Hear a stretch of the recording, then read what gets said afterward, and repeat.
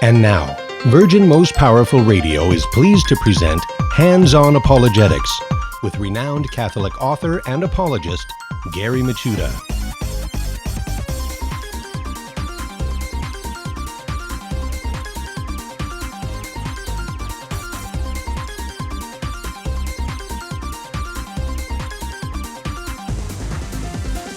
Welcome, everybody. Hands-On Apologetics. You have entered into Virgin Most Powerful's Apologetics Dojo, and it's great to be with you today on this beautiful Wednesday to learn how to explain, defend the faith with clarity, charity, and confidence.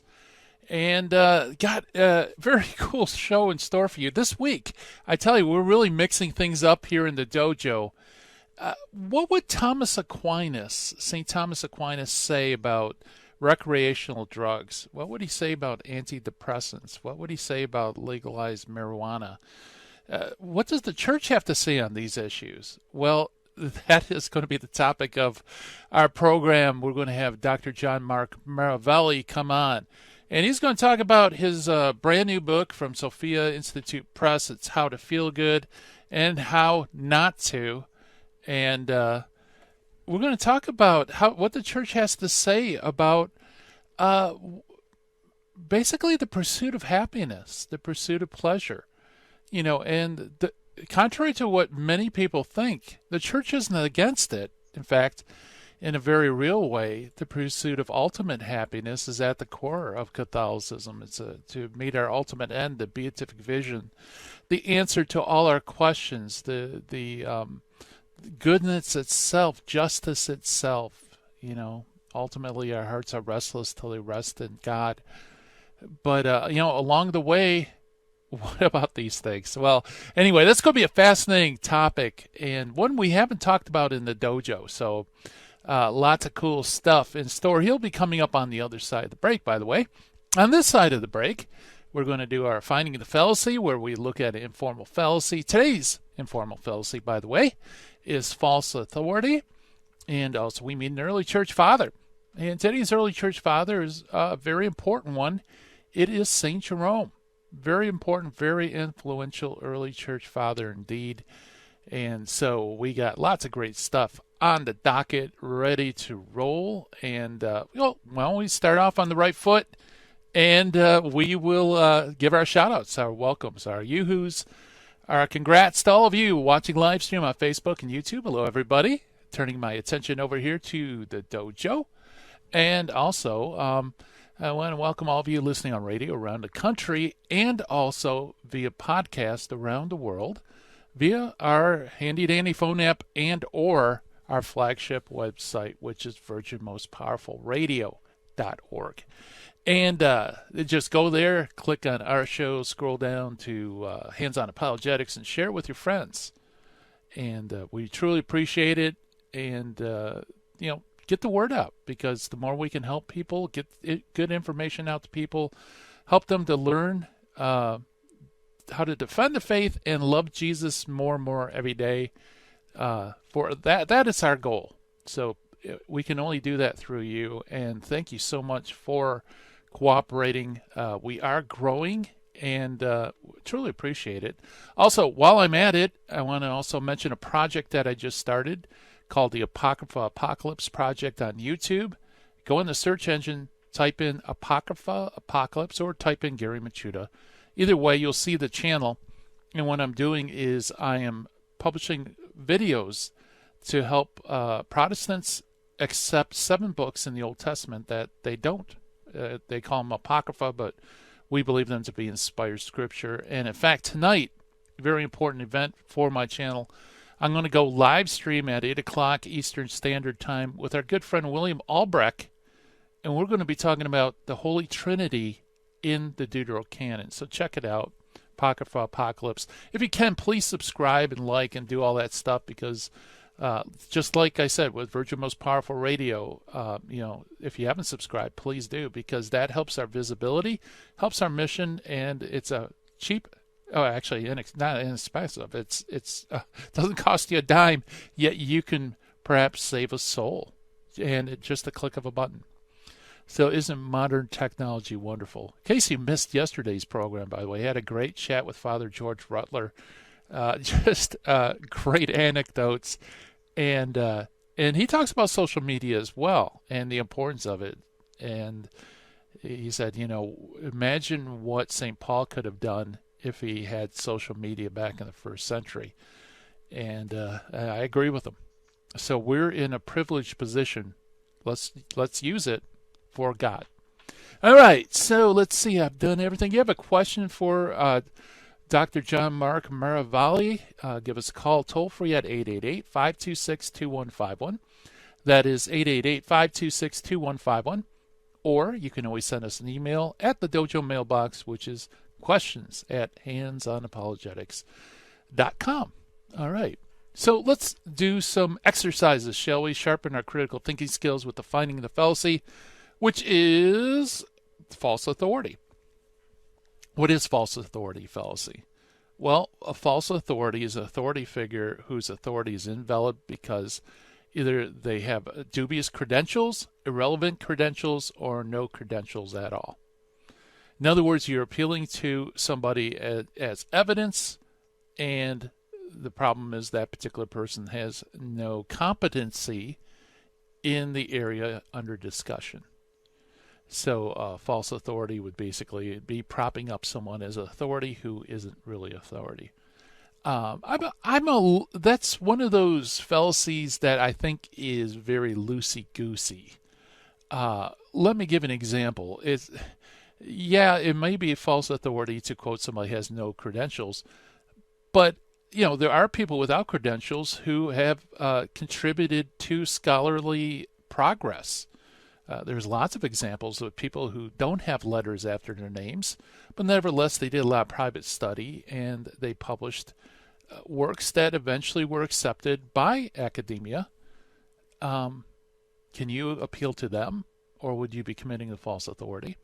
And then you have another problem. You could have a legitimate authority, someone who has lots of letters after their names, but are totally wrong. And that is not, unfortunately, uncommon. It is very common.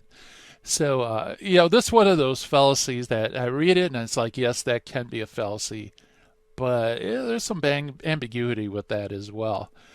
All right, so let's jump to meet the early church father. We got a lot to say about him. Is Saint Jerome, who was born sometime around AD 347, died around AD either 419, 420, somewhere around there. Jerome was born in Stridon of Dalmatia. Stridon was probably, Jurgen's Faith of the Early Father says, more southerly from Dalmatio, probably in the frontier regions between Dalmatia, Croatia, and Bosnia.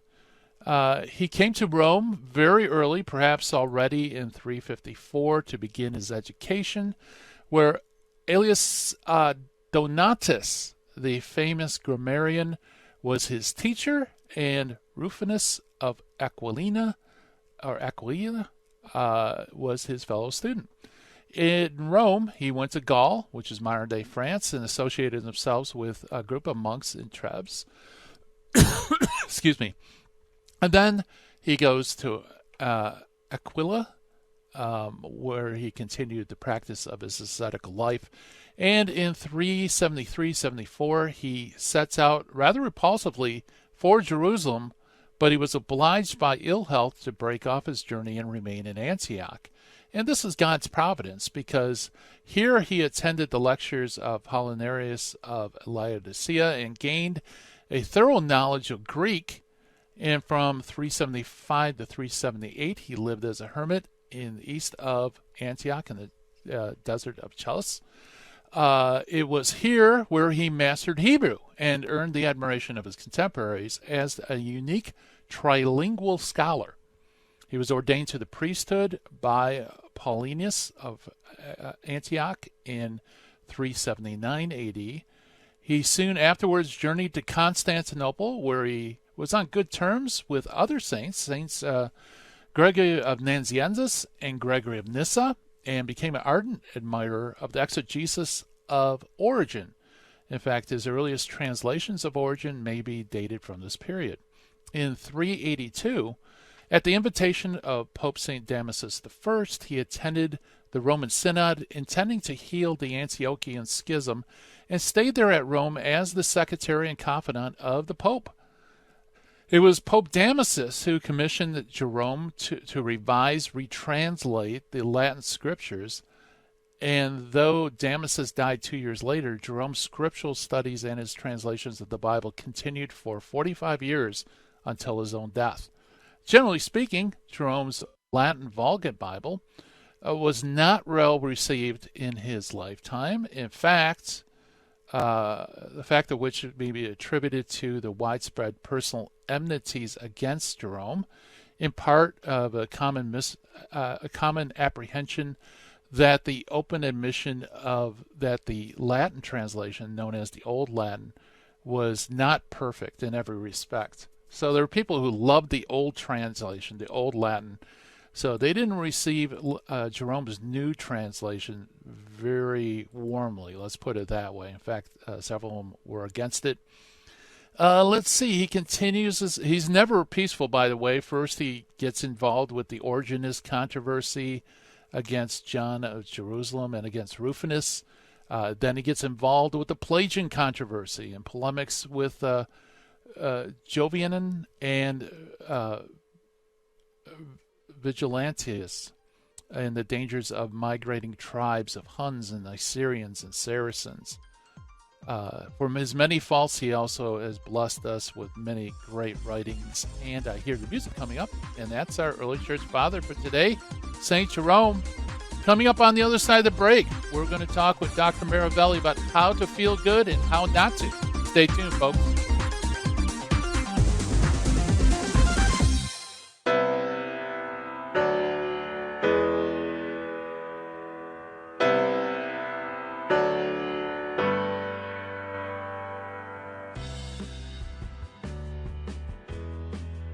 Psalm 119 says, "Your word is a lamp for my feet and a light to my path." According to St. John Paul II, being a Christian means saying yes to Jesus Christ. It consists in surrendering to the Word of God and relying on it, but also endeavoring to know better and better the profound meaning of this Word. May God grant that we always rely on His Word, read it often, and put it into practice.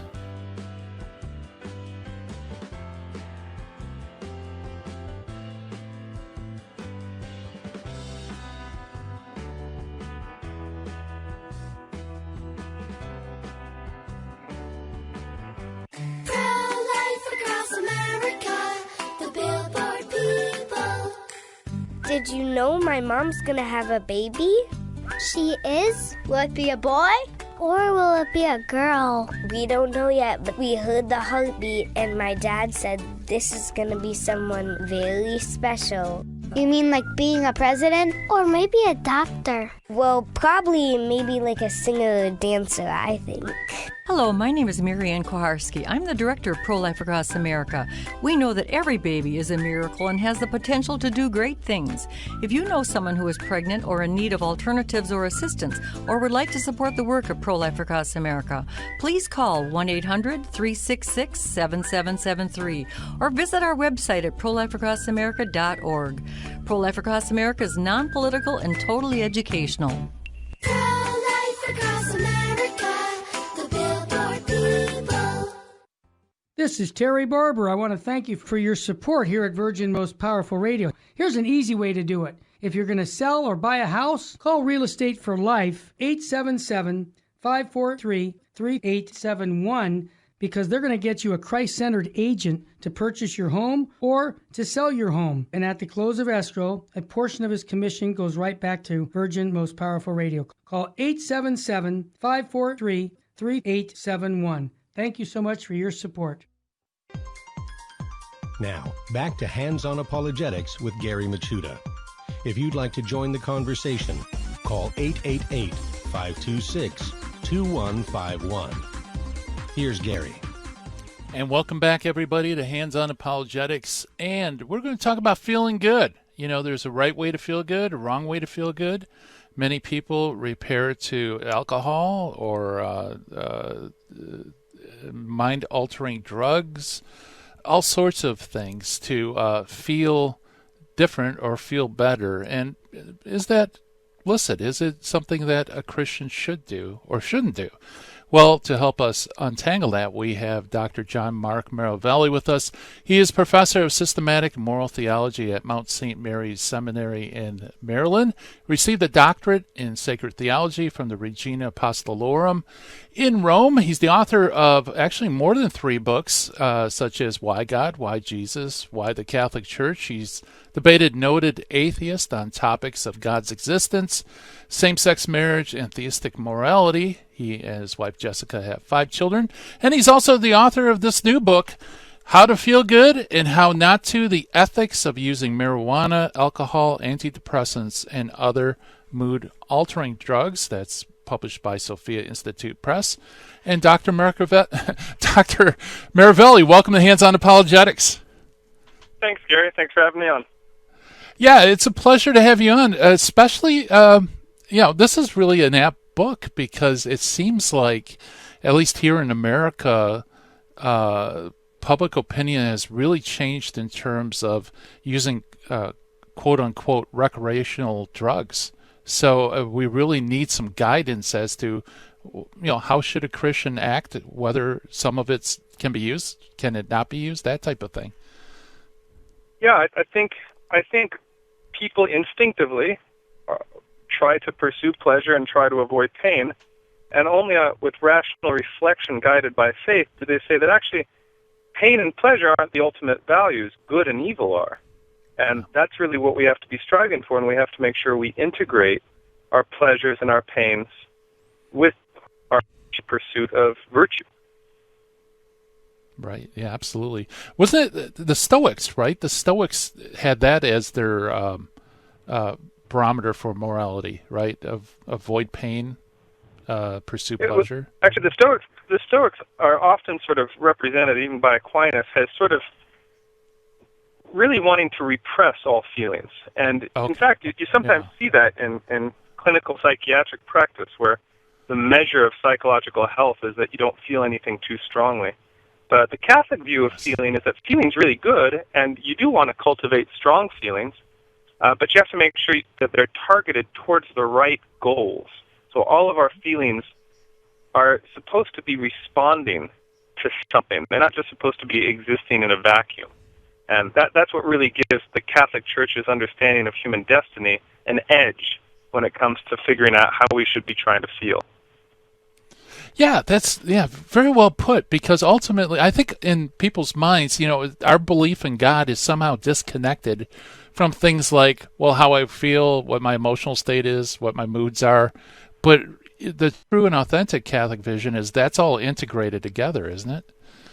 Absolutely. So we're supposed to serve God with our minds and knowing the truth, and we're supposed to serve God with our wills in choosing the good, but we're also actually supposed to serve God with our feelings.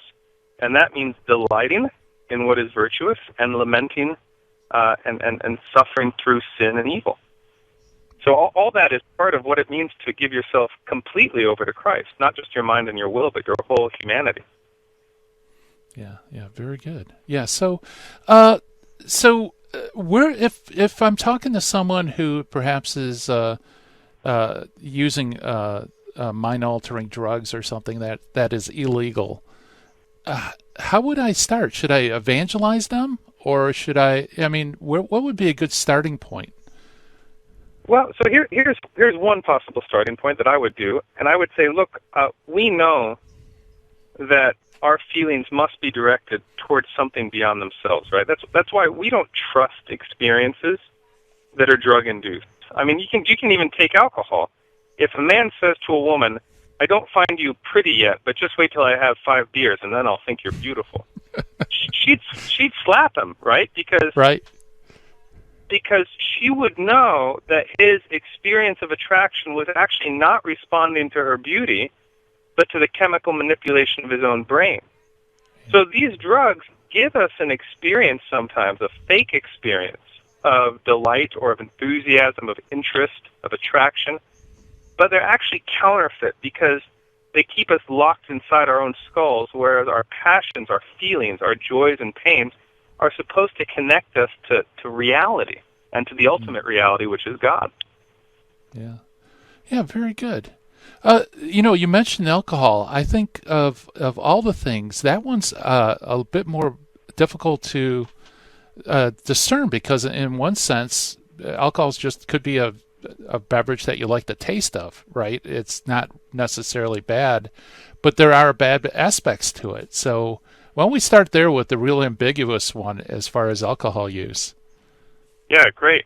So, the Christian tradition, the Catholic tradition is real clear that you can't get drunk because you're using alcohol to warp your intellect and will, and your intellect and will is the only thing that can connect you ultimately to God, right? Those are our highest faculties that put us in God's image and likeness. So that's bad, and everybody knows that's bad.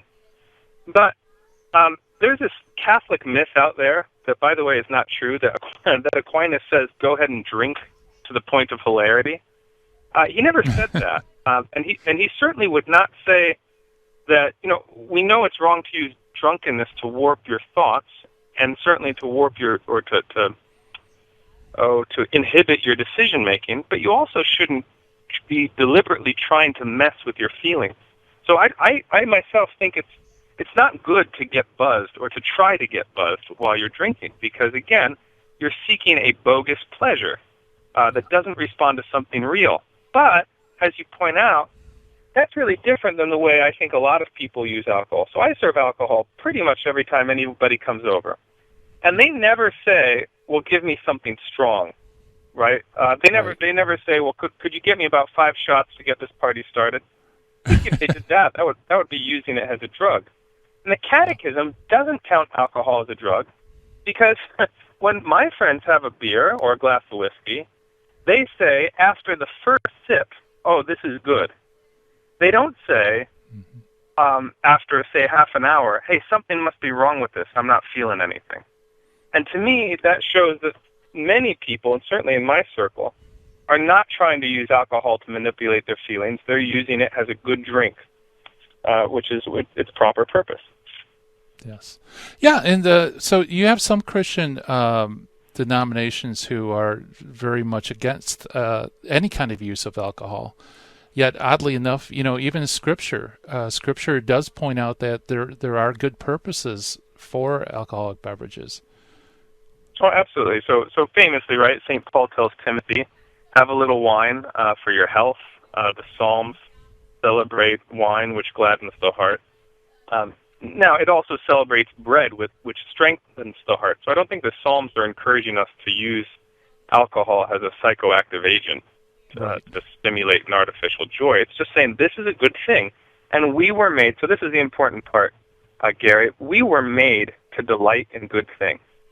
We were not made to delight in a brain intervention, in a neurological disturbance. Now, alcohol is a good thing. So if we're trying to celebrate alcohol, great. If we're trying to celebrate a neurological disturbance, that's not so good. Yeah, right. So, even apart from, let's say, alcohol or drug use, is it right for a person to try to manipulate their emotions? I mean, you said that we should rejoice in the virtuous and be repelled against, that which is evil. What if you don't rejoice in something that's virtuous? Maybe it's arduous, and what I mean? Is it right for us to try to kind of gin up or suppress things that we naturally would feel in order to obtain those goals? Or do you understand what I mean? Great. I think so. So maybe I can make this distinction. We'll see how it works. Okay. I don't think you should use a chemical to artificially stimulate a feeling independently of an object in the external world that you're celebrating or perceiving. So it's true we are supposed to delight in good things, but we're supposed to delight in their goodness because we see them as good. And so training our sense of delight, which I think is a very important moral obligation for all Christians, means practicing the skill and the art and the discipline of recognizing and appreciating the good things of God and His world. That's contemplation primarily. But it is okay, and the church is pretty clear on this, it is okay to use drugs therapeutically, and that means not to use the drugs to stimulate a disordered feeling, but actually to use the drugs to reduce a disordered feeling. So, for instance, if I'm having a panic attack and someone, gives me a glass of wine to settle me down, my feeling is already sort of out of control, and you can use some sort of chemical help to try to get it back within bounds. That's not hallucinatory. That's, like I said before, that's therapeutic. That's reducing a passion that's already become excessive. Yeah, that's interesting. Yeah, and also Paul tells Timothy to take some wine for the sake of the belly. So it seems that he actually encourages therapeutic use of alcohol. Yes, exactly. That's exactly right.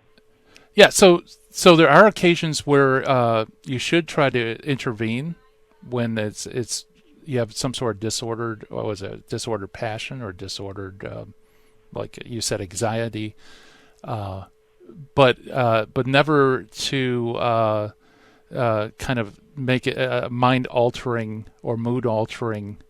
I don't know, what would be the distinction there?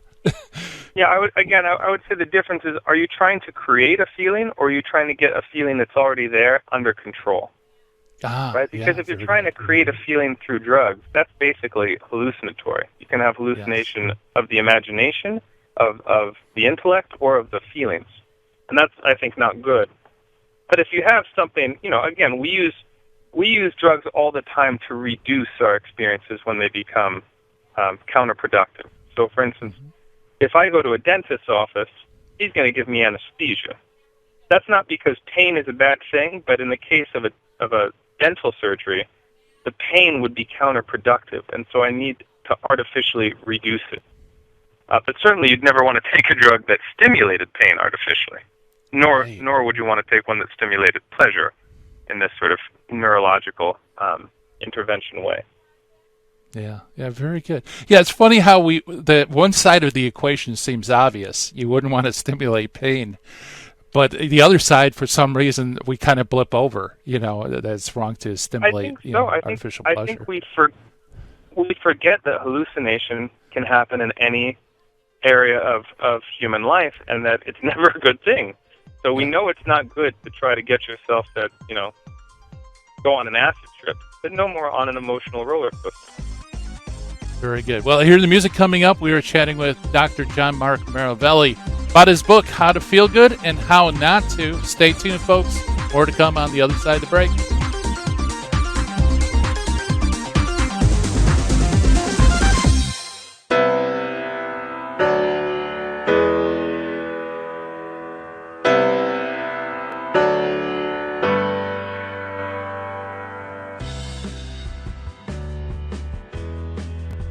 Hi, this is Jesse Romero from the Terry and Jesse Show, also from Jesus 911. Let's face it, we all need to use the internet, but we need screen accountability. Why? Pornography is a huge problem, especially on the internet. And every time we tap into the internet, we get bombarded with images and temptations that degrade our humanity. So we need Covenant Eyes to block these pornographic sites and advertisements from infiltrating our lives. Covenant Eyes helps us take custody of our eyes and custody of our intellect. So I recommend you go to covenanteyes.com and type in the promo code VMPR to support the network. Protect yourself and your family from the imminent threats on the internet. www.covenanteyes.com, code VMPR, live porn free. Thank you for listening to Virgin's Most Powerful Radio. Thank you. God bless you. Keep the faith.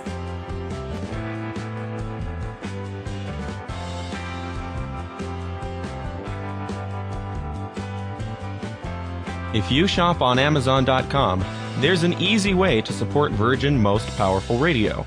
Just visit smile.amazon.com and type in Catholic Resource Center under the desired charity. Now, when you log into your Amazon account and purchase products, a portion of it will automatically go to support Virgin Most Powerful Radio at no cost to you. Thanks in advance for supporting CRC and VMPR, and may God richly bless you and your family. Buying or selling your home or your business property? This is Terry Barber. Real Estate for Life underwrites the Terry and Jesse Show. And they can connect you to one of 900 pro-life real estate agents around the world. And when they receive their referral fee, they will give 80% of it to a pro-life organization. Wow! That's 80%! realestateforlife.org, 877-LIFE-US1. This is Jesse Romero. You're listening to Hands-On Apologetics with Gary Machuda on Virgin Most Powerful Radio. And welcome back, everybody. We are chatting with Dr. John Marc Miravalle about his new book, How to Feel Good and How Not to. It's available through Sophia Institute Press. And Dr. Miravalle, okay, we talked about, alcohol, which is kind of ambiguous. How about let's move to an even more controversial subject, the legalization of marijuana for therapeutic practices. What light does the faith have to shine on this issue? So again, the church is very willing to consider substances being used in clinical practice for psychiatric issues in a therapeutic way. That's not to stimulate false experiences, but to get disordered experiences more under control. In terms of whether marijuana or cannabis would be a good use as a therapeutic substance, that's hotly debated, and there are very faithful Catholic psychiatrists who disagree about whether that particular substance is safe and reliable and whether there are other alternatives that are more available. The real danger, of course, right now is the legalization and the normalization of recreational marijuana use, which essentially, I would say, does to the mind what masturbation does to the body. It is an artificial manipulation of an organ to produce a pleasure that is really designed for something else, right? With masturbation, we manipulate the organ to get a pleasure that is designed to correspond to union with one's spouse. And the mental pleasure that recreational marijuana is used to produce, to artificially stimulate, that pleasure is the pleasure that we are supposed to find in beauty, in rest, in community, and in contemplation of the truth. So it's gonna devastate our society, I think, because it's going to misuse our faculties of delight, and it's also going to demotivate us to find the true objects that delight is supposed to be responding to. Yes, yeah, absolutely. Now, usually whenever this comes up, it's always paired with alcohol. Basically, they'll say, well, marijuana is really no different than alcohol, yet alcohol is legalized and everybody uses it, so why can't you use marijuana? Yeah, that's exactly right. That is, I think, probably the most common argument. And that's why even Catholics and even Catholic priests don't know what they're going to say when recreational weed becomes legal. I think the answer is very clear. When somebody takes a drink of alcohol, usually, certainly in my circle, especially if it's just one drink, if they don't feel chemically different after their drink, they're not going to be disappointed. They're not going to say, I don't know what's wrong, but it's not working. They're going to say, oh, that was a good drink. Whereas if somebody smokes a joint and doesn't feel anything afterwards, they are going to be disappointed. They're going to say something's wrong, it's not working. That shows very clearly that a typical use of alcohol does not include the motivation, the intention of trying to manipulate your emotional faculties, whereas the typical use of weed surely does. Yes, that makes all the moral difference. Because remember, if a woman, it's not about the substance, it's about the intention that is commonly associated with the substance. If a woman uses the pill to regulate her period, that's not contraceptive. Whereas if a woman takes the pill to avoid pregnancy, that is contraceptive. The same substance can be used with a moral and an immoral intention, goal. purpose. The same goes for marijuana and alcohol. It's not so much the substance, it's the different intentions that the users have when they consume it. Yeah, very good. Yeah, like meat in itself is neutral, right? It could be good. You need meat, but if you're going to eat meat as a form of sacrifice to idols, then you're committing grave sin, right? So it's really the intent of why you're eating. Yeah, very good. Very good. We want to be very careful that we don't base our arguments on the quality of the substances themselves, like with the pill, like with meat, also with alcohol and marijuana. But why are people and how are people using these substances? Very good. Yeah, absolutely. How about another very controversial one, especially with Tom Cruise a few years ago? I guess it blew up during an interview about antidepressants. You mentioned before that you could use something to cure anxiety problem or something like that. What about antidepressants? Yeah, that's a great question. So if I could, let me talk just a little bit about the Christian understanding of suffering and sorrow. So suffering and sorrow is not evil. Suffering and sorrow are a response to something that you perceive as evil. So we see this most obviously in the realm of pain. Pain isn't a bad thing.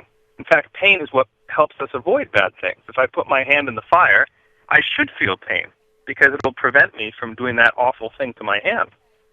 Yes. So too in the realm of suffering. I mean, we believe the world was saved through suffering. We believe that suffering has become the primary currency for redemption. So we know suffering is not a bad thing. And so we don't want to just react to all suffering by trying to automatically neutralize it or nullify it. But, as I said already, sometimes suffering can get out of hand.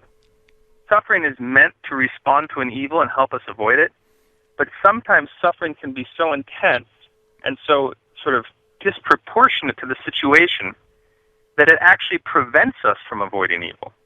So, for instance, like I mentioned before, if I didn't have an anesthetic for when I get a root canal, that pain in response to the surgery would actually prevent me from getting healing. So I want a temporary anesthesia in order to bring about the healing that my pain is calling for. I think the same thing applies in clinical practice with things like depression or anxiety. It can be reasonable for a temporary time to use drugs to facilitate the therapeutic process, right? Because if you don't help people, they won't be able to sit still long enough. They won't be able to endure the very difficult process of coming to mental healing. But you don't want to use drugs as a substitute for really getting to the root of our sufferings, of our problems, of our distress. Our suffering has a meaning. We have to respect that. We can't just treat the suffering as something to eliminate at all costs and without discrimination.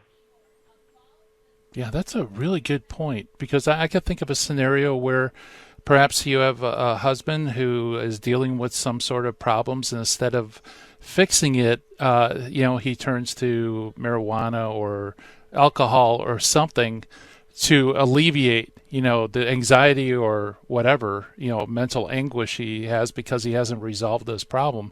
It kind of puts that off, and he never goes around to actually resolving it. That's exactly right. Our suffering is always the signal that something is wrong. And so we shouldn't just attack the suffering. We should look at what it's pointing us to and seek to resolve that. That's why we have suffering in the first place. Very good. So the I guess the dividing line then would be if it's inhibiting your pursuit of obtaining the good, then you should use whatever means it is, within reason to obtain it. But if you're just suffering just as part of normal life, depression or whatever, and it's not inhibiting you, then you don't have to seek out those things. Is that correct? I think that's right. So, for instance, if you look, I make a list in the book, How to Feel Good and How Not to. I make a list of saints who would today meet the criteria of clinical depression. St. Bernard of Clairvaux when his brother died, St. Augustine right before his conversion, almost all the Carmelites at some point in their spiritual journey. they all express deep levels of suffering, deep levels of mental anguish, even self-loathing, things like that. Now, we wouldn't want to say that these saints and their sort of experiences, which have become definitive for guiding the spirituality of the church, we wouldn't want to say they were all dysfunctional or that they all had neuroses. We certainly wouldn't want to medicate them out of existence. So that shows that to the extent that your suffering can be incorporated, as you said, as part of your project to greater virtue, greater union with Christ on his cross, then it's actually something to be embraced, and it's something to be cherished, not something simply to be escaped from. But some people have real problems that need very direct and urgent treatment, and drugs can be part of that process. They just can't be the whole of it. Yeah. So, okay, let me give you a strange scenario. Let's say that someone who that has a clinical depression, and it is involving problems in their lives, but they want to endure it for the sake of Christ. Is that a good thing to do or a bad thing to do? That's a good question. I think when your problems are, well, I shouldn't say just when your problems. We're all supposed to have other people in this walk that we're accountable to. You're right. Ideally, spiritual direction, spiritual mentorship of some kind, spiritual friendship, certainly our marriage, our spouse. And then, right, when certain problems become urgent enough, we get mental health professionals involved. So it's not the sort of binary that one person just uses a formula to say, well, when do I need drugs? Is it now? This is part of a prudential process that a lot of people are supposed to be involved in. Yeah. And some people may come to a certain point and say, you know what, this is really hard, but I think I'm just going to unite it with Christ and barrel through it and see what this suffering has to teach me about myself and offer it up for the salvation of souls. And someone else, again, through consultation with all the people in their lives that are relevant to the situation, may say, you know, I think I need healing here, and I think I'm not going to be able to get this healing or this clarity as efficiently until I can manage this suffering a little more. So I'm going to make use of the available medications, at least for a while.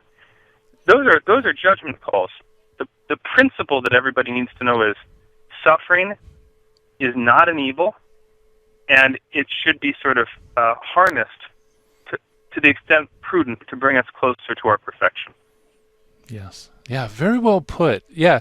You know, if you're doing that and everybody around you are saying, you know what, you're just so miserable, you're causing all of us to sin, you know, it might be good to humble yourself and actually do seek some help. Absolutely. We're chatting with John Marc Miravalle about his book, How to Feel Good and How Not to. More to come on the other side of the break. You're listening to Hands on Apologetics.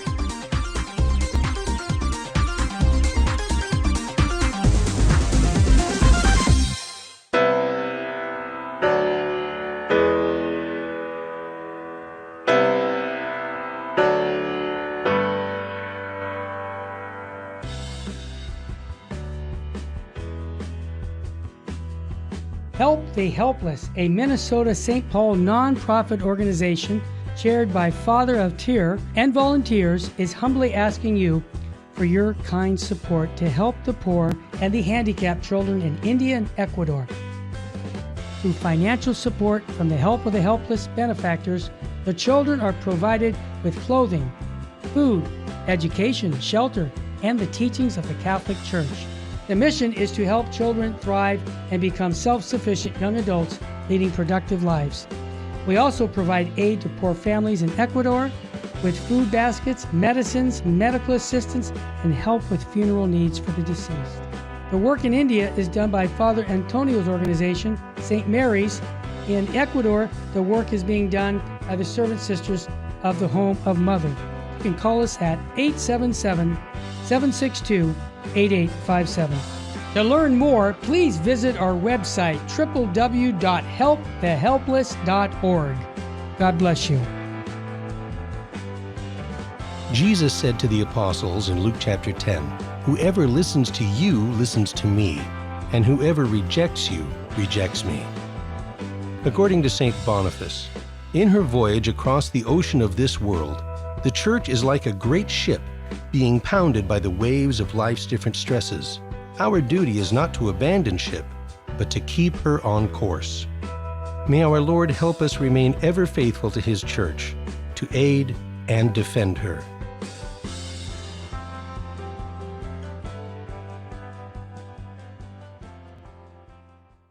Buying or selling your home or your business property? This is Terry Barber. Real Estate for Life underwrites the Terry and Jesse Show.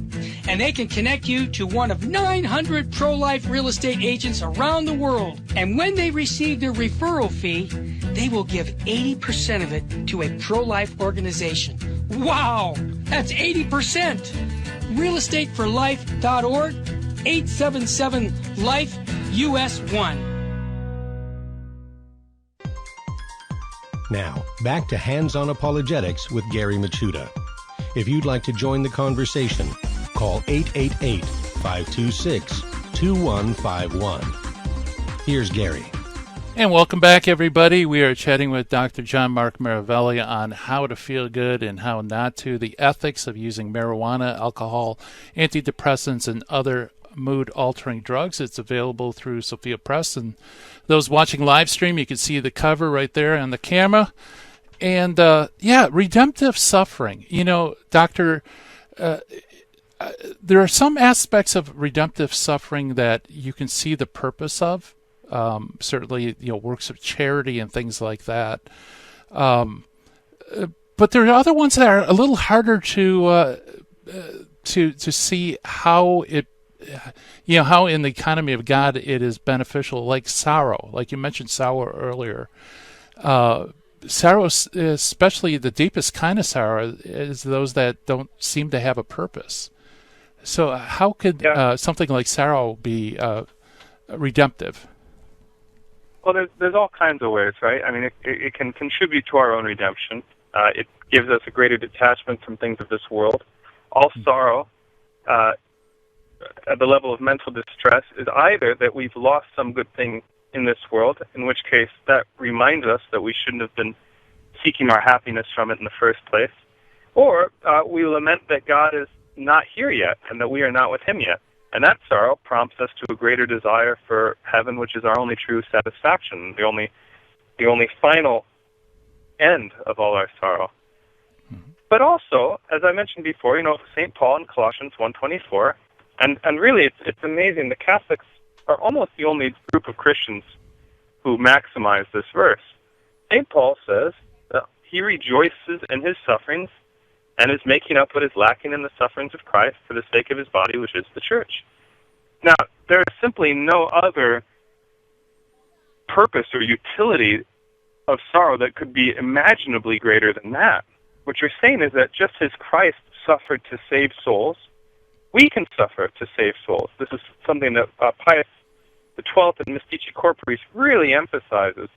And it means that if, so with all the listeners, there's someone, for instance, in your family or someone in your circle, a kid, a spouse, a parent, a sibling, somebody is in an awful place right now. Someone is in a dark spiritual pit. And what we always instinctively say is, well, I wish there was something else I could do for them, but I guess I'll just pray. Well, Colossians 1:24 tells us what else we can do for them. We can suffer for them. And that's true of voluntary penances, but it's actually even more true of the suffering that we feel we have no control over, the suffering that God has permitted us without any of our sort of control to endure. That is the suffering that most closely resembles Christ's suffering on the cross, and it's the suffering that we can unite to His in order to save souls. That's a big deal. Yeah. Yeah, absolutely. Yeah, I've got the name of the author, but it's a doctor at Auschwitz, and it's a Jewish psychologist, and he noticed that the people who were able to survive that ordeal was because they had a purpose for surviving. The ones that didn't have a purpose couldn't survive.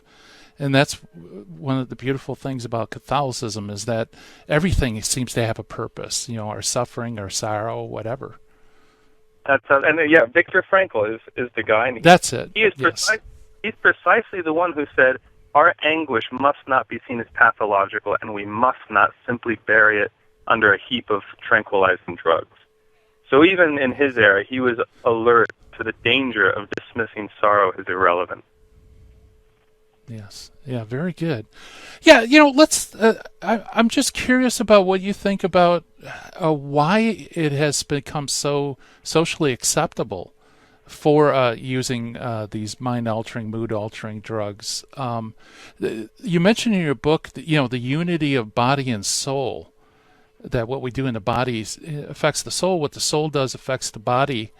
Do you think that separation, kind of dualism, is producing this, or is there another source to it? It certainly could be. I look around right now and I think, why do people justify recreational weed? They say, well, It helps me slow down and rest.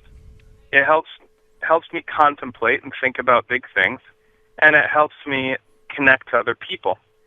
And so that's remarkable, right? Because they recognize the need for rest and leisure. They recognize the need for real contemplation, and they recognize the need for community. These are the great sources of delight that we are supposed to be cultivating, not artificially, not in a hallucinatory way, but by really pursuing these goods. And I think people are not able to do that. I think people are really having a hard time resting. So instead of rest, what do? We do idleness.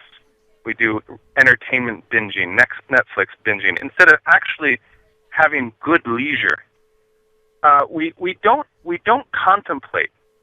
Instead of the joys of contemplation, what we settle for is our horrible, horrible news feed, where we look at the world, not at God's world as He made it, but the world that the press presents to us, which is always unhappy, always miserable, always unjoyful.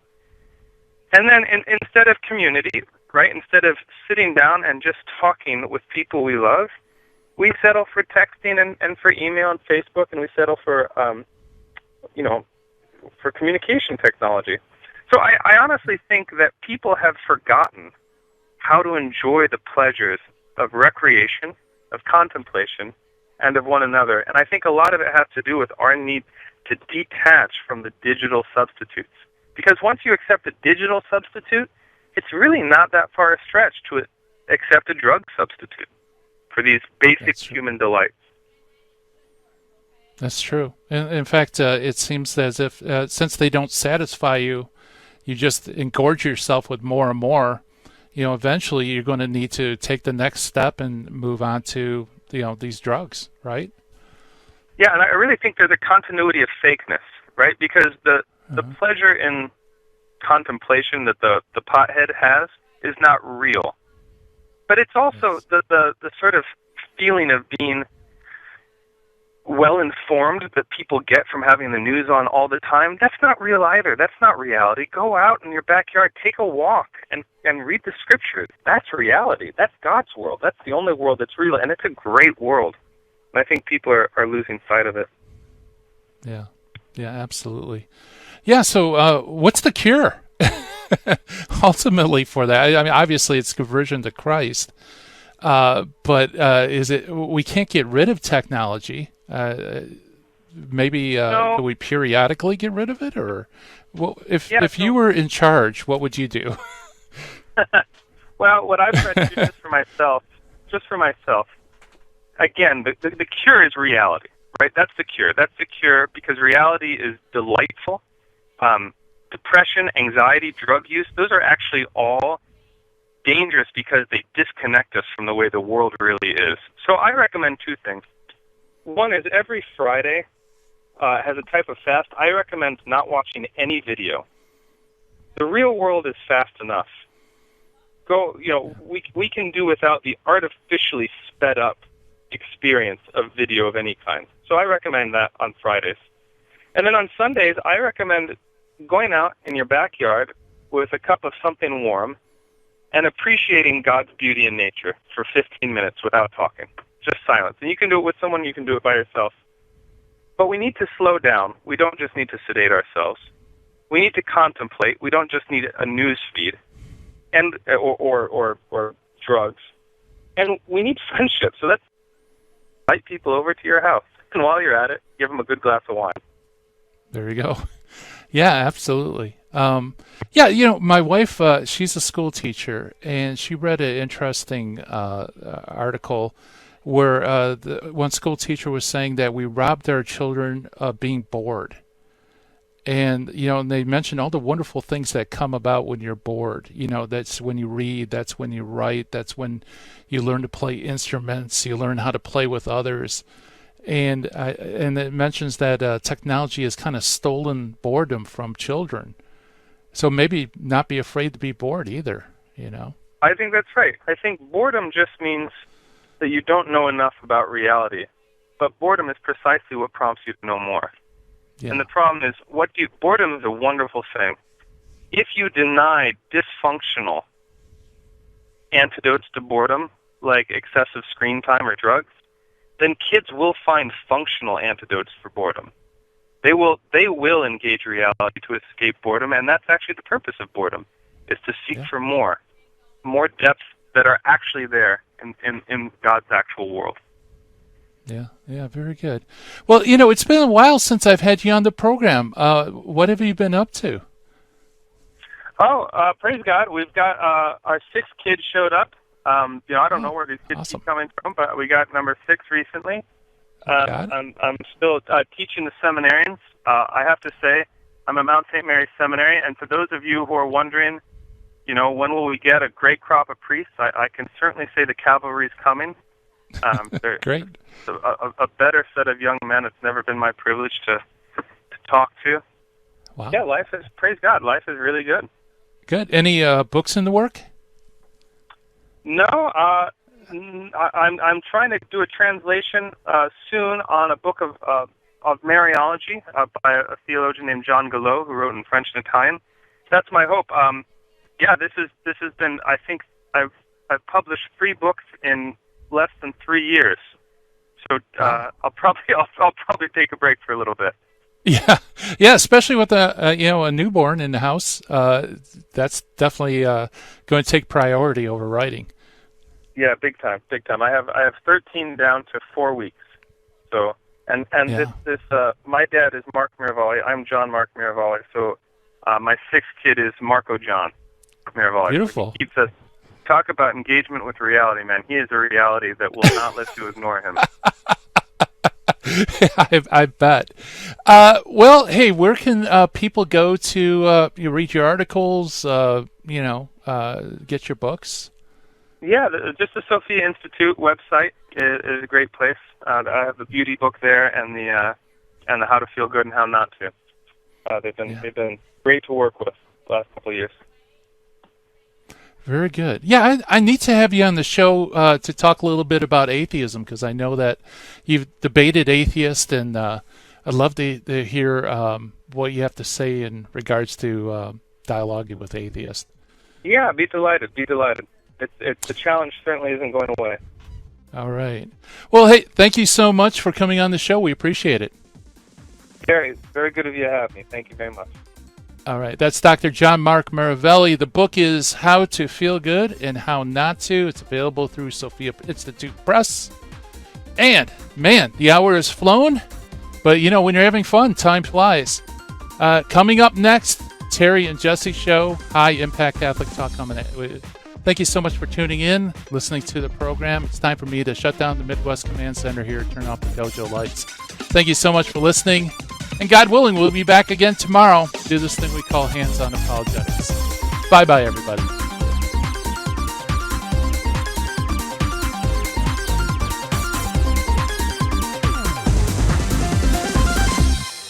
In the 1990s, I lived and worked in Hollywood. But when my wife Betty's mom took ill, we relocated to Orange County. And it was during this time in our lives that I converted to Catholicism. Once my eyes were opened to the truth, I couldn't learn enough about the faith. But I had less free time than ever, especially with a long commute. That's when I discovered the real value of Catholic audio. Listening to cassette tapes transformed my daily commute into a miniature retreat. And that's the beauty of Virgin Most Powerful Radio today. Since the podcasts are archived, you can listen anytime on our smartphone app. I know how listening to Catholic audio can bring you closer to Christ and His Church. So I encourage you to visit the App Store or go to vmpr.org and download the app today. It just might change your life. I'm Matthew Arnold for Virgin Most Powerful Radio.